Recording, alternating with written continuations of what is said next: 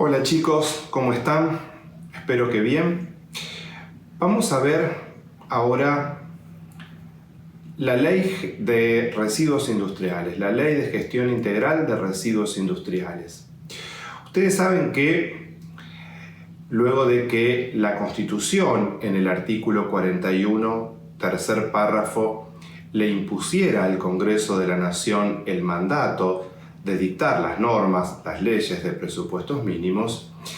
transcurrieron varios años hasta que el Poder Legislativo, el Congreso de la Nación, comenzó a dar cumplimiento a este mandato. Y la primera ley de presupuestos mínimos que se sancionó en el año 2002 fue precisamente esta, la Ley de Gestión Integral de Residuos Industriales. La ley es una ley que no presenta demasiadas complicaciones en cuanto a su entendimiento, en cuanto a su comprensión. De nada serviría en consecuencia que hiciéramos aquí un tratamiento exhaustivo o exegético de la ley porque, insisto, no presenta demasiados inconvenientes su lectura y su comprensión.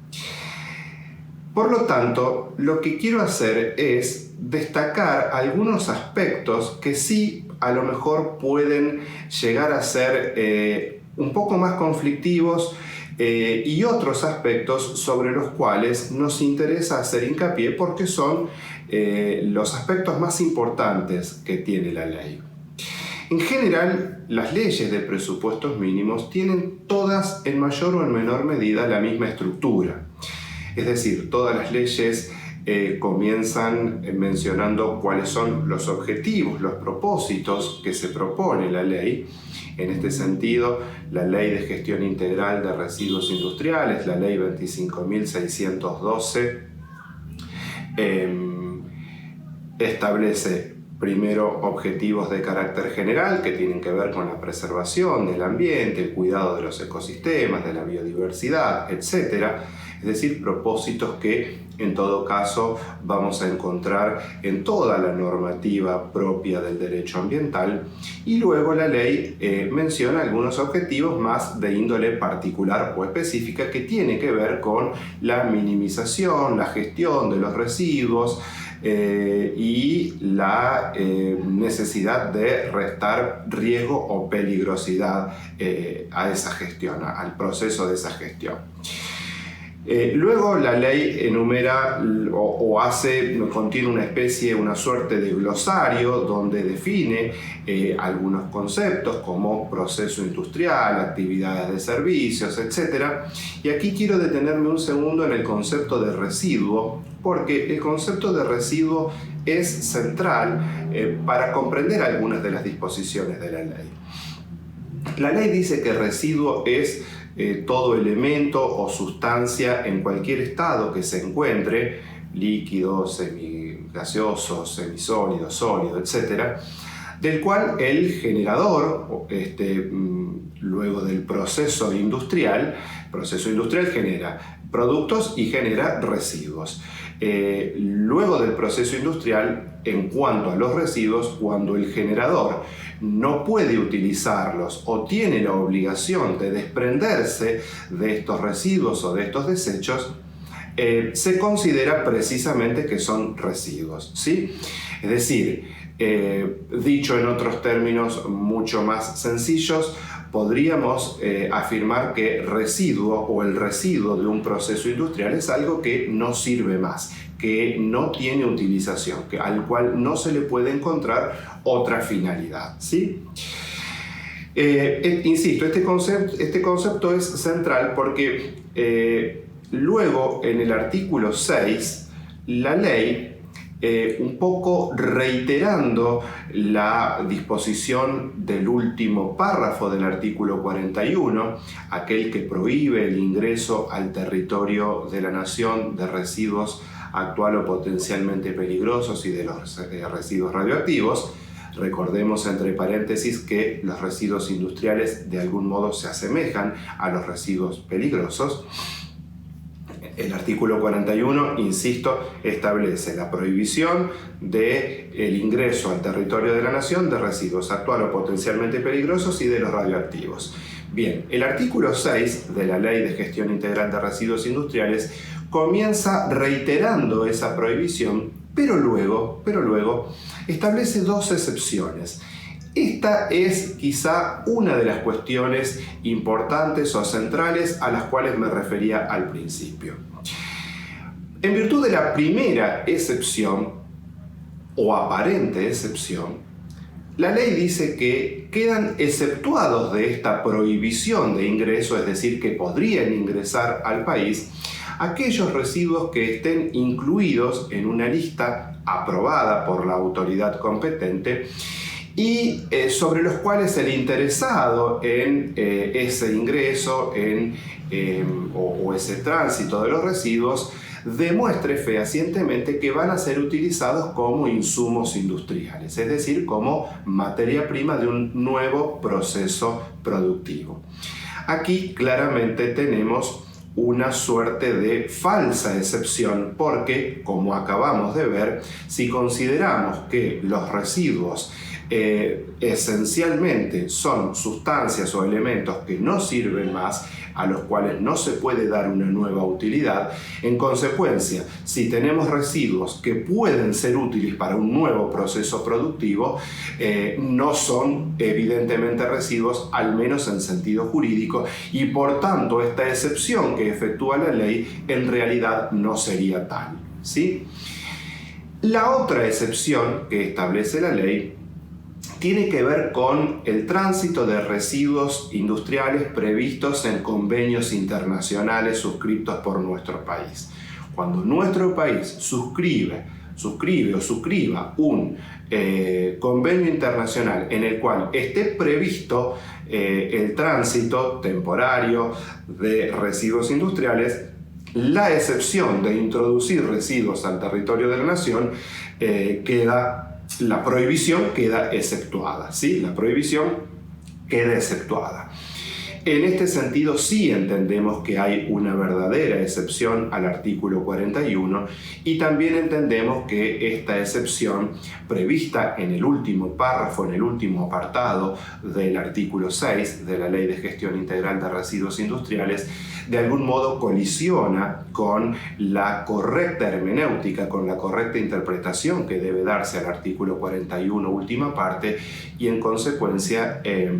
hay algún viso de inconstitucionalidad en esta ley.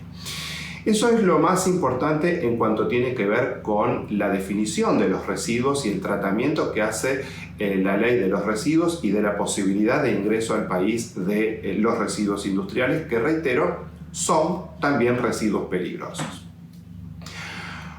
¿Por qué hablamos de gestión integral de los residuos industriales? Hablamos de gestión integral porque la gestión de los residuos va transitando por una serie de etapas desde la generación del residuo hasta la última parte de este proceso, que es la disposición o distribución final, ¿sí?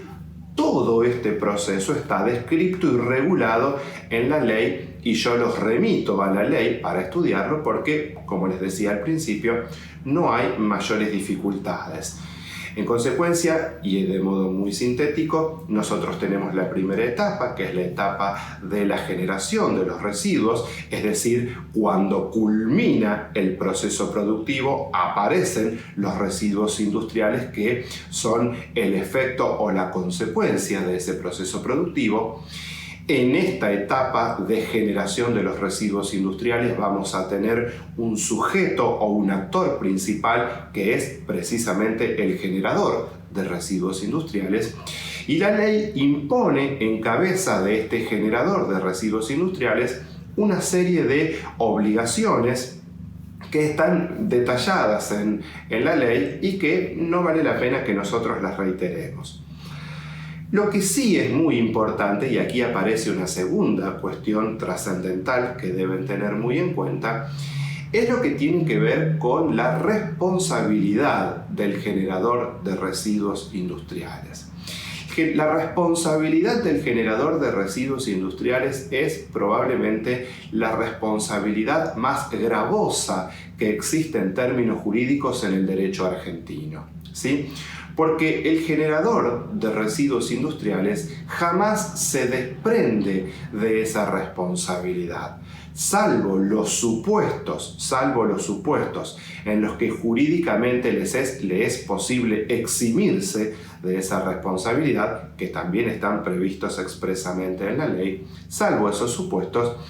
la responsabilidad lo va a acompañar al generador para siempre, ¿sí? Por eso se dice que la responsabilidad del generador de residuos industriales es una responsabilidad que va desde la cuna hasta la tumba, porque el generador de residuos industriales siempre va a ser responsable por el riesgo o por los daños que ocasionen, que causen esos residuos industriales, aun cuando los mismos hayan salido de su esfera de custodia, de su esfera de depósito, de su esfera de control, ¿sí? Luego de esta etapa de generación, comienza la etapa de transporte, ¿sí? La etapa de transporte es cuando el generador entrega los residuos que tiene, que son de su propiedad, al transportista, que es el sujeto actor de la etapa de transporte, para que éste los traslade, los haga llegar a primero la planta de tratamiento y luego la planta de distribución final. Es así entonces que la generación, el transporte, el tratamiento y la distribución final de los residuos industriales son las 4 etapas que conforman este proceso. Al igual que el generador,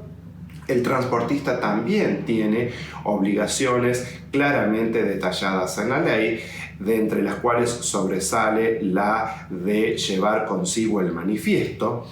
El transportista también es responsable objetivamente.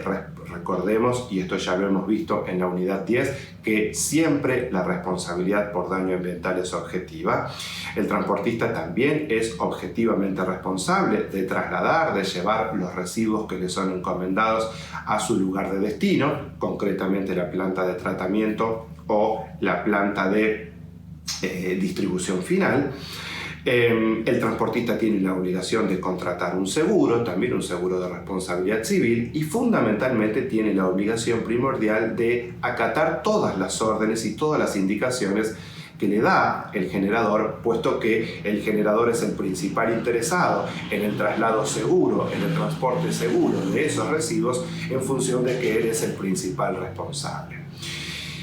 Y por último vienen las etapas de tratamiento y de distribución final, que son las últimas, en las cuales, en primer lugar, al residuo se lo acondiciona para que tenga un nivel de riesgo menor al que tiene en el momento de su generación, y luego se lo dispone finalmente en lugares adecuados donde va a permanecer en principio de modo permanente,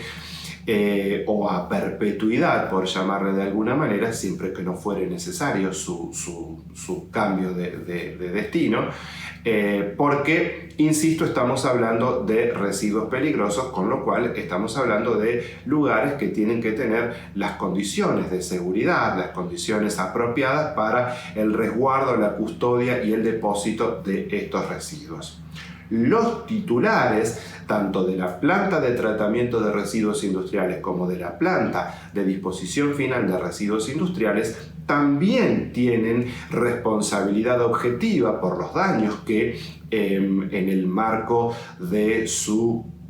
custodia sobre los depósitos por los daños que se puedan ocasionar, y esto se reitera sin perjuicio de la responsabilidad principal también del generador. Y también la ley impone en cabeza de los titulares, tanto de la planta de tratamiento como de la planta de disposición, una serie de obligaciones, entre las cuales sobresalen 2 que son bastante particulares porque son propias de estos 2 sujetos. Una tiene que ver con la obligación de comunicar al Registro General de la Propiedad de cada jurisdicción el destino que se da a ese inmueble, concretamente el de ser un lugar de depósito de residuos peligrosos o industriales. ¿Por qué? Bueno, porque es necesario dar publicidad a un sitio, a un inmueble, a los ojos fundamentalmente o eventualmente de futuros adquirentes o de las personas que viven a los alrededores, vecinos, etcétera, de el destino, insisto, que se está dando a este inmueble. La otra obligación importante tiene que ver con la realización de un procedimiento de evaluación de impacto ambiental previo, por supuesto, a la autorización para el comienzo de funcionamiento de estas plantas, en virtud del cual se establezca cuál es el potencial riesgo y cuáles son las medidas necesarias para minimizar esos riesgos o esos eventuales perjuicios ambientales que pueden ocasionar, ¿sí? Bueno, la ley finalmente establece una serie de responsabilidades, responsabilidad administrativa, responsabilidad civil, responsabilidad penal. Dice que estas responsabilidades son independientes entre sí, de modo que puede ocurrir que aparezcan algún tipo de incumplimiento, por ejemplo administrativo, que ya genere responsabilidad en alguna de las partes o en alguno de los eslabones o actores de esta cadena, aun cuando no se incurra en responsabilidades penales o responsabilidades civiles, ¿sí? Bien, esto es lo más importante en cuanto tiene que ver con la ley de residuos industriales. Yo reitero, los remito al estudio, a la lectura y al estudio de la ley y de algún otro material que van a encontrar en la biblioteca. Y por último, les quiero hablar de un caso muy conocido que registra la jurisprudencia argentina, que tiene que ver precisamente con los residuos peligrosos y los residuos industriales. Es bueno aclarar previamente, insisto, porque nosotros hacemos un paralelo entre los residuos peligrosos y los residuos industriales. Nuestro país cuenta con una ley de residuos peligrosos, la ley 24.051, que fue sancionada a principios de la década de los 90. Por supuesto, no es una ley de presupuestos mínimos, porque es anterior al régimen de presupuestos mínimos. Y el proyecto originario de la Ley de Residuos Industriales de la 25.612, en tanto es una ley muy parecida, muy similar a la Ley de Residuos Peligrosos, preveía la derogación de la Ley de Residuos Peligrosos y el reemplazo de ese régimen por el régimen de la Ley de Residuos Industriales. Sin embargo, el Poder Ejecutivo vetó los artículos que establecían la derogación de la Ley 24.051 y en consecuencia ambas leyes coexisten simultáneamente y las dos están en vigencia. Dicho esto, volvemos a el caso que les mencionaba recién. Es un caso muy conocido, el caso Schroeder contra INVAP y Estado Nacional. INVAP es una empresa, INVAP es Investigaciones Aplicadas, es una empresa del Estado que tiene sede en una de sus sedes principales en Bariloche, una empresa que se dedica a la fabricación de tecnología, sobre todo en materia energética. Y el caso se origina a partir de un convenio que firma nuestro país, en realidad que firma INVAP, esta empresa del Estado, con otra empresa australiana, la empresa ANSTO, por la cual nuestro país se comprometía, a través de la empresa INVAP, a fabricar un reactor nuclear, reactor para la generación de energía atómica, de energía nuclear, y Australia compraría ese reactor nuclear. Una de las disposiciones, una de las cláusulas de ese contrato establecía que eventualmente Australia podía enviar a nuestro país, si así lo decidía, podía enviar a nuestro país el combustible quemado, es decir, los desechos del combustible que se utilizara en el reactor para que los mismos fueran tratados en nuestro país, para su tratamiento y acondicionamiento, porque Argentina posee la tecnología necesaria para realizar ese tratamiento. Puesto que estos residuos o desechos son considerados residuos peligrosos, de alguna manera se vio una colisión, se vio una violación a lo dispuesto por el artículo 41, última parte de la Constitución, en esta cláusula, y en consecuencia se interpuso una acción de amparo. El señor Juan Schroeder interpuso una acción de amparo contra la empresa INVAP y subsidiariamente contra el Estado Nacional. Bueno, en primera instancia el amparo fue rechazado, ¿sí? En segunda instancia, la Cámara Federal de Bahía Blanca revocó la sentencia de primera instancia e hizo lugar al amparo, anulando las cláusulas, disponiendo que eran inconstitucionales estas cláusulas, y el caso llegó a la Corte finalmente en el año 2010, y la Corte, en una sentencia que en su momento llamó la atención, porque nuestra Corte Suprema de Justicia nos tiene en general acostumbrados a sentencias que suelen ser pro ambiente, suelen ser protectorias del ambiente, de los recursos naturales, del equilibrio de los ecosistemas. Tenemos en este sentido precedentes muy conocidos y muy valiosos, como el caso Mendoza, el caso Dino Salas, recientemente el caso de la Barrick Gold, donde se ratifica la constitucionalidad de la ley de glaciares. Sin embargo, en este caso, la Corte revocó la sentencia de segunda instancia y no hizo lugar a la acción de amparo, ¿sí? El caso es muy interesante, los argumentos tanto de la sentencia de segunda instancia como fundamentalmente los argumentos de la sentencia de la Corte son sumamente interesantes, y yo los invito a que ustedes los lean, los vean. Está colgado en el blog, en la biblioteca de nuestra cátedra,